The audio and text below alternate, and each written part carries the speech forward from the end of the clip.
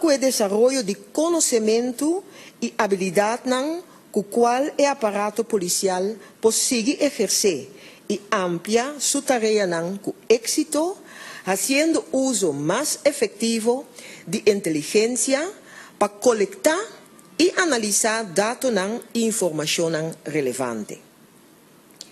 Para ampliar el sentimiento de seguridad de nuestro pueblo, el gobierno lo pone más policía ribacaya, ampliar el proyecto de cámara de seguridad en gran parte de Curaçao y reforzar Politur de tal forma que el turista no pueda gozar de una vacancia en nuestra isla tranquila y con un sentido de seguridad.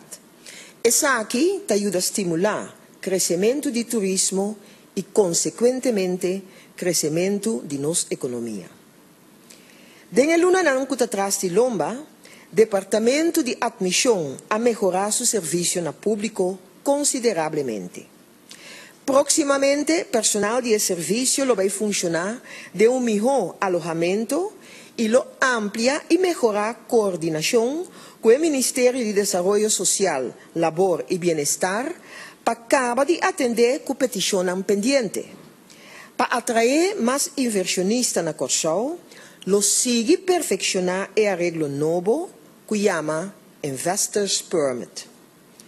Compra de más material moderno para trabajar con él, entre cual vehículo nuevo para policía y brandweer, información de mejor y inversión de mejor alojamiento y de nuestro capital humano na instancia na mencionar y también en los centros de detención y corrección, seguro lo va a contribuir a un mejor servicio en nuestra comunidad.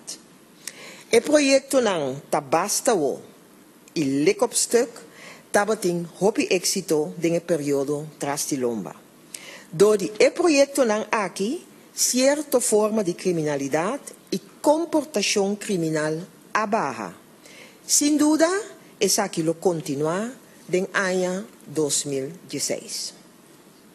Señor Presidente, riba terreno de salubridad público, medio ambiente y naturaleza, gobierno lo sigue trabaja incansable para proteger y promover un pueblo salud de un medio ambiente camina gente, bestia y naturaleza por coexistir con otro de manera sana y sostenible.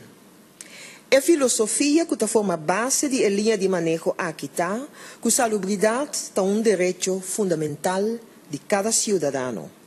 Por lo tanto, tarea primordial del gobierno está para que la salubridad está accesible para unitur.